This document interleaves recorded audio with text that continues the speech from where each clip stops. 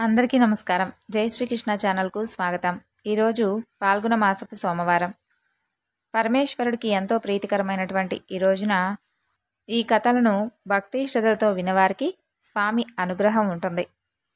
పూర్వం తెలుగుదేశమున ఒకానొక గ్రామ సీమలో బీదవాడైనటువంటి శివయ్య అనే పేరు కలిగినటువంటి బ్రాహ్మణుడు నివసిస్తూ ఉండేవాడు. అతను రాజేశ్వరి అనేటటువంటి ఆమెను పెళ్లాడి కాపురం చేసుకుంటూ ఉండేవాడు. అలా కొంతకాలానికి ఆ దంపతులకు ఒక కుమారుడు ఒక కుమార్తె కలుగుతారు. పుత్రుని పేరు సదాశివుడు, పుత్రిక పేరు దాక్షాయని.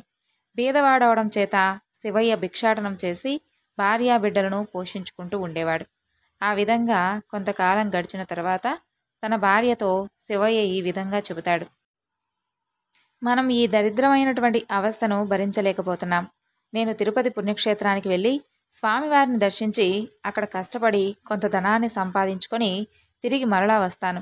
నువ్వు బిడ్డలను జాగ్రత్తగా చూసుకుంటూ ఉండు అంటూ శివయ్య ప్రయాణమై వెళుతూ ఉండగా అతనికి దారిలో ఒక ముసలి బ్రాహ్మణుడు ఎదురుపడతాడు. ఎదురుపడి ఎవరినైనా నీవు అని అడుగుతాడు. శివయ్య ఈ విధంగా చెప్తాడు: మహానుభావా, ఆ కనిపిస్తున్నటువంటి పల్లె మా గ్రామం. చాలా బీద కుటుంబీకుడను. ఒక భార్య, 2 పిల్లలు ఉన్నారు. సంపాదించింది చాలక దరిద్ర బాధ భరించలేక తిరుపతికి వెళ్ళి ధనార్జన చెయ్యాలి అనేటటువంటి తలంపుతో ఇల్లు విడిచిపెట్టి బయలుదేరాను. కాబట్టి నన్ను వెళ్ళనివ్వండి అని చెప్తాడు. అప్పుడు ఆ ముసలి బ్రాహ్మణోత్తముడు నవ్వుతూ ఈ విధంగా అంటాడు: పోయి వెరి నాయనా, తిరుపతికి వెళ్ళినంత మాత్రాన, స్వామి దర్శనం చేసినంత మాత్రాన నీవు ధనం సంపాదించుకోగలవా? నీకు సకల ఐశ్వర్యాలను ఇచ్చేటటువంటి వ్రతం గురించి ఒకటి ఉంది. దాని గురించి చెబుతాను, శ్రద్ధగా ఆలకించు అంటూ ఈ విధంగా చెప్పడం ప్రారంభిస్తాడు. పుణ్యపురుష, అది ఏ స్వామి కథయో అదిగోండి అక్కడ ఒక చెట్టు కనిపిస్తుంది కదా, ఆ చెట్టు నీడను కూర్చొని వివరించండి స్వామి అంటూ వేడుకుంటాడు శివయ్య. అప్పుడు ఆ బ్రాహ్మణోత్తముడు శివదేవుని కథ గురించి చెప్పడం ఈ విధంగా ప్రారంభిస్తాడు. వంగదేశమును పాలించేటటువంటి సూరసేన మహారాజు అనేటటువంటి రాజు ఉండేవాడు. అతనికి గుణవంతురాలైనటువంటి ఒక పుత్రిక ఉండేది. ఆ బాలామణి పేరు సీమంతిని. ఆమె చిన్ననాటి నుండి పరమేశ్వరుని యందు అపారమైనటువంటి భక్తి కలదై పూజలు చేస్తూ ఉండగా ఆ విషయం యాజ్ఞవల్క్య మహాముని భార్య అయినటువంటి మైత్రేయి తెలుసుకొని తానే స్వయంగా సీమంతినికి సోమవార వ్రత మహిమను గురించి వివరించి చెప్పేందుకు సూరసేన మహారాజు పట్టణానికి బయలుదేరి వచ్చి వ్రత విధానమును సీమంతినికి తెలియజేసి ఆమె వెళ్ళిపోతుంది. ఆ విధంగా ఆనాటి నుండి రాజకుమార్తె సోమవార వ్రతాన్ని భక్తి శ్రద్ధలతో చేస్తూ పరమేశ్వరుని పూజిస్తూ వ్రతకథ చదువుకుంటూ దినదిన ప్రవర్ధమానమవుతూ ఉండేది. ఆ విధంగా పక్కనే ఉన్నటువంటి అంగదేశమును ఇంద్రసేనుడనేటటువంటి మహారాజు పాలిస్తూ ఉండేవాడు. ఆ రాజుకు చంద్రాంగదుడు అనేటటువంటి ఒక కుమారుడు ఉండేవాడు. ఆ చిన్నవాడు సకల విద్యలు నేర్చుకొని పెళ్లి ఈడుకు వచ్చి ఉన్నాడు. చంద్రాంగదునకు వివాహం చేయాలని చెప్పి భావించి ఇంద్రసేన మహారాజు తన కొలువునందున్నటువంటి మంత్రి, పురోహిత సామంతులతో యువరాజు అయినటువంటి చంద్రాంగదునకు ఎక్కడైనా సరే తగినటువంటి చిన్నదానిని చూడమని చెప్పి వారిని దేశ దేశాలకు పంపిస్తాడు. ఆ విధంగా వారు అనేక దేశాలు తిరిగి చివరికి వంగదేశ పరిపాలకుడైనటువంటి సూరసేన మహారాజు పట్టణానికి చేరుకుంటారు.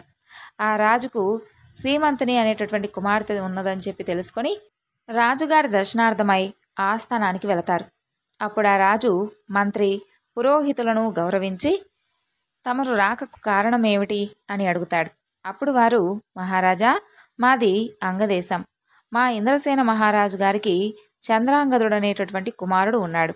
అతనికి తగినటువంటి కన్య గురించి వెతుకుతూ తమ పుత్రిక అయినటువంటి శ్రీమంతిని దేవి గుణగుణాలను తెలుసుకొని ఇక్కడకు వచ్చాము. ఇదిగో మా యువరాజు గారి చిత్రపటం అంటూ ఆ యువరాజు గారి చిత్రపటాన్ని చూపిస్తారు.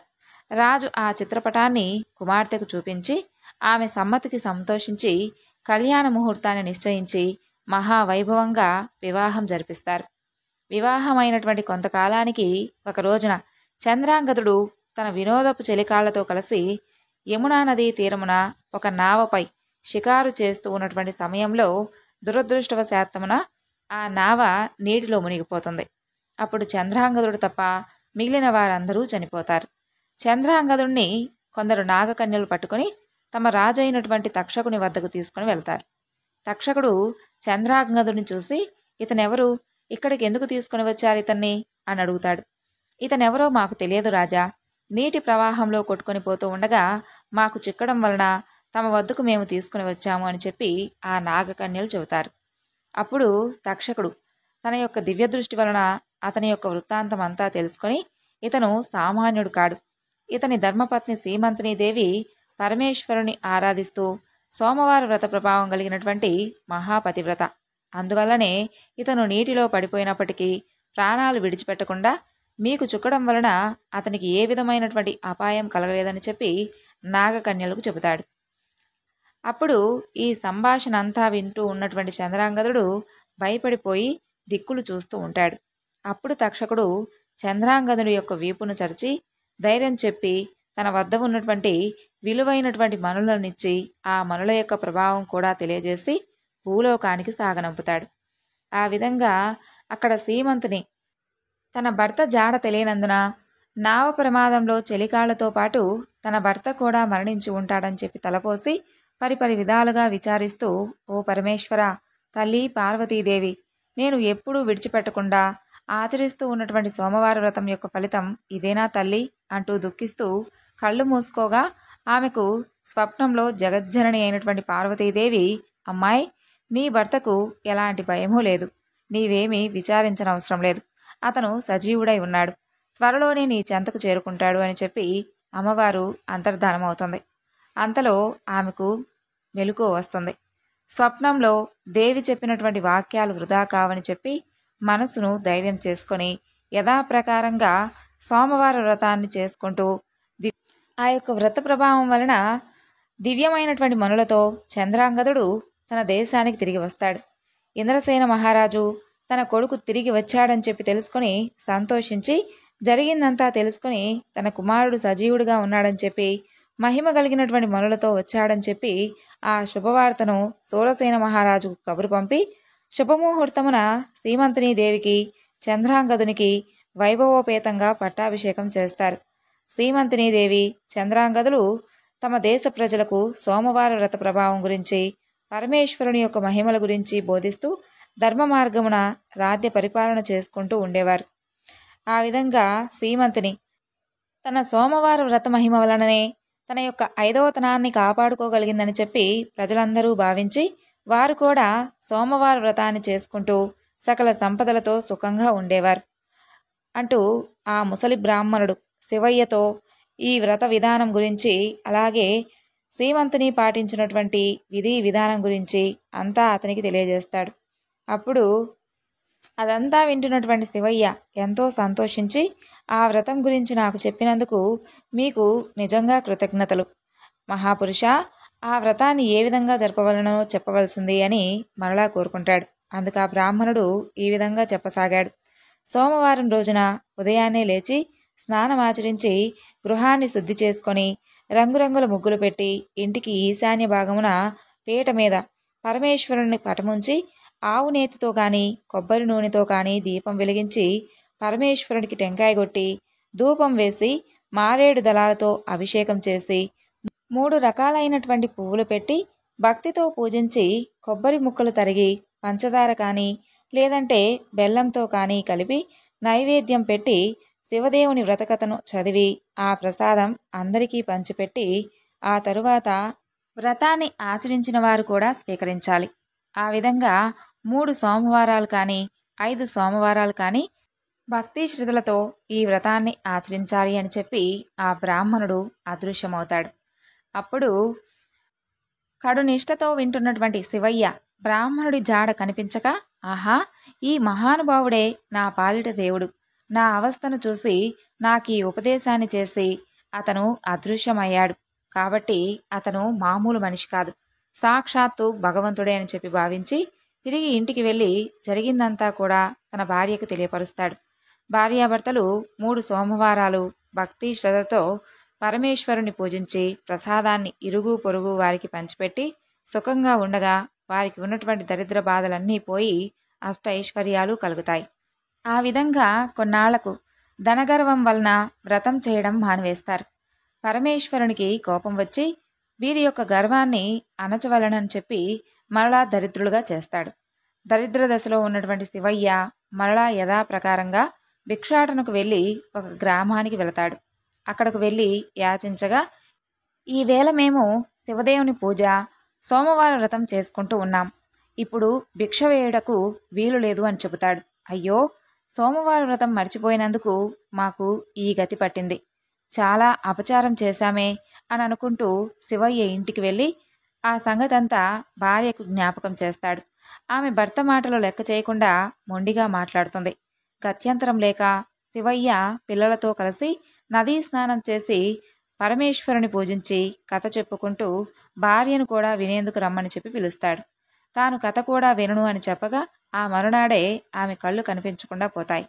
భర్త అయినటువంటి శివయ్య, ఓసి పిచ్చిదానా, శివదేవుని పూజను మానివేశావు, కథ కూడా వినను అన్నావు. నేను బీదవాడయ్యాను, నీవు అందురాలయ్యావు. కాబట్టి చేసినటువంటి తప్పులు క్షమించమని చెప్పి ఇకనైనా లెంపలు వేసుకో అని చెప్పి గట్టిగా మందలిస్తాడు. భార్య అలాగేనని చెప్పి స్నానం ఆచరించి సోమవార వ్రతాన్ని ఆచరించి ప్రసాదాన్ని కళ్ళకద్దుకొని సేవిస్తుంది. వెంటనే ఆమెకు కళ్ళు కనిపిస్తాయి. పోయినటువంటి ఐశ్వర్యం కలుగుతుంది. ఆనాటి నుండి ప్రతి సోమవారం ఆ దంపతులతో పాటే ఆ యొక్క గ్రామస్తులు కూడా శివదేవుణ్ణి మారేడు దళాలతో పూజిస్తూ సకల ఐశ్వర్యాలతో తూలతూగుతూ ఉన్నారు. కాబట్టి ఈ సోమవార వ్రతం, శివదేవుని పూజ ఎవరైతే చేస్తారో, ఎవరైతే ఈ కథను వింటారో, వినిపిస్తారో వారు ఇహమందు సర్వసుఖాలు, పరమందు మోక్షమును పొందుతారు. ఈ కథ వినిన వారికి, చదివిన వారికి పరమేశ్వరుడు సకల ఐశ్వర్యాలను ప్రసాదిస్తాడని చెప్పి సూత మహర్షుల వారు శౌనకాది మునులందరికీ కూడా ఈ యొక్క సోమవార వ్రతకథను, శివదేవుని వ్రతకథ గురించి తెలియపరుస్తారు. ఇప్పుడు గజాసుర సంహారం గురించి తెలుసుకుందాం. పూర్వం దేవతల హితాన్ని కోరి దుర్గాదేవి యుద్ధంలో మహిషాసురుని సంహరిస్తుంది. అతని కుమారుడైనటువంటి గజాసురుడు దానికి కుపితుడై అమరులపై ద్వేషాన్ని పూని వారిని సాధించాలని చెప్పి బ్రహ్మదేవుడి గురించి తపస్సు చేస్తాడు. అతని తపస్సుకు లోకాలన్నీ కూడా క్షోభించగా దేవతలందరూ బ్రహ్మతో మొరపెట్టుకుంటారు. అప్పుడు ఆయన ప్రత్యక్షమై నీ అభీష్టాన్ని వెల్లడించమని చెప్పి అతన్ను కోరుకుంటాడు. అందుకు ఆ అసురుడు కామానికి లొంగిపోయినటువంటి స్త్రీ, అలాగే పురుషుల చేతిలో నాకు మరణం లేకుండుగాక అంటూ వరాన్ని కోరగా ఆయన తదాస్తు అని పలికి అంతర్ధానమవుతాడు. ఆ విధంగా గజాసురుడు విధాత వరబల గర్వితుడై స్వర్గమర్త్య పాతాళలోక పాలకులను జయించి ఆ లోకవాసులందరినీ కూడా తన ఏలుబడిలోకి తెచ్చుకుంటాడు. అంతటితో ఊరుకోకుండా ఆనందవనానికి అంటే కాశీకి వచ్చి అక్కడ ఉన్నటువంటి బ్రాహ్మణులను, శివభక్తులను హింసించడం ప్రారంభిస్తాడు. అప్పుడు పాకశాసనాది గీర్వాణులందరూ కూడా పరమేశ్వరుని చేరి రక్షించమని చెప్పి ప్రార్థించగా ఆయన త్రిశూలాన్ని ధరించి గర్జిస్తూ గజాసురునితో పోరుకు సిద్ధమై అతని ముందు నిలుస్తాడు. అంతవరకు తన పరాక్రమానికి ప్రతిఘటన లేకుండా సంచరించినటువంటి ఆ అసురుడు రుద్రుని చూసి మహోగ్రుడై భీకరమైనటువంటి కరవాలాన్ని చేతబట్టి ఈ రోజున నా చేతిలో నీకు మరణం తథ్యం అంటూ మీదికి ఉరుకుతాడు. సర్వజ్ఞశేఖరుడైనటువంటి ఆ శంకరదేవుడు వాడి అజ్ఞానానికి నవ్వుకొని నిశితమైనటువంటి త్రిశూలానికి వాడిని గుచ్చి గొడుగులా ఆకాశంలో నిలబెడతాడు. మహేశ్వరుని చేతిలో మరణమే మహాప్రసాదంగా భావించినటువంటి మహిషాసుర నందనుడు శూలంపైనే ఉంటూనే అంధకాసుర వైరిని అనేక విధాలుగా స్తుతిస్తాడు. దానికి ప్రసన్నుడై హరుడు వరాన్ని కోరుకోమనగా గజాసురుడు ఈ విధంగా వేడుకుంటాడు. ఓ దిగంబర మహేశ్వర, నీ త్రిశూలాగ్నిచే పావనమైనటువంటి నా శరీర చర్మాన్ని దుకూలంగా ధరించు. 9,000 యోజనాల పొడవు, అంతే వెడల్పు కలిగినటువంటి సుందరమైన ఈ చర్మం నీ శరీర పరిమాణానికి తగినట్లుగా ఉంటుంది. ఇది నీకు ప్రాణవల్లభ అయినటువంటి ప్రియురాలి స్పర్శ వలె శరీర సుఖాన్ని ఇస్తుంది. ఎల్లవేళలా కుసుమ కోమలంగా ఉండి సుగంధాన్ని వెదజల్లుగాక. ఇది సర్వకాల సర్వావస్థల యందు నిర్మలంగా ఉండి నీకు శ్రేష్టమైనటువంటి అలంకారమగుగాక. ఓ ఫాలలోచన, నా తపోనలానికి ముల్లోకాలు కమిలిపోయాయి గాని నా శరీరం వన్నె తగ్గలేదు సరిగదా, ఇంకాస్త అధికమైనది. ఇది పుణ్యగంధనిది. శంకరా, నా శరీరం పుణ్యనిధి కాని ఎడల సమరంలో నీతోడి సంపర్కం ఎలా కలిగింది చెప్పు. ఈనాటి నుండి నీకు కృత్తివాసుడనేటటువంటి నామం కలుగుగాక. ఈ విధంగా ప్రార్థించినటువంటి గజాసురుణ్ణి అతని యొక్క అభీష్టాన్ని నెరవేర్చి పరమేశ్వరుడు ఈ విధంగా ఆశీర్వదిస్తాడు. ఓ గజాసురా, ముక్తి సాధనమైనటువంటి ఈ కాశీ క్షేత్రంలో నీ పుణ్య శరీరం సర్వులకు ముక్తినిచ్చేటటువంటి కృత్తివాసేశ్వర అనే నామధేయంతో లింగమై ప్రసిద్ధి చెంది శాశ్వతమై వెలయుగాక. ఈ విధంగా పలికి గజాసుర చర్మాన్ని ప్రీతితో ధరించాడు గిరిజా మనోహరుడు. ఈ గజాసుర సంహారగాథ పరమ పవిత్రమైనది. ఇహంలో సమస్త భోగాలను ఇచ్చి పరంలో శివ సాయుధ్యాన్ని ఇస్తుంది. ఈరోజు పరమేశ్వరుని యొక్క కథలను విన్నారు కదండి. ఆ పరమేశ్వర అనుగ్రహం మనపై కూడా ఎప్పుడూ ఉండాలని మరొకసారి ఆ స్వామిని వేడుకుంటూ ఈ వివరణను ఈ రోజుతో ముగిస్తున్నాను. రేపటి వీడియోలో మరలా కలుసుకుందాం. అంతవరకు నమస్కారం. జై శ్రీకృష్ణ.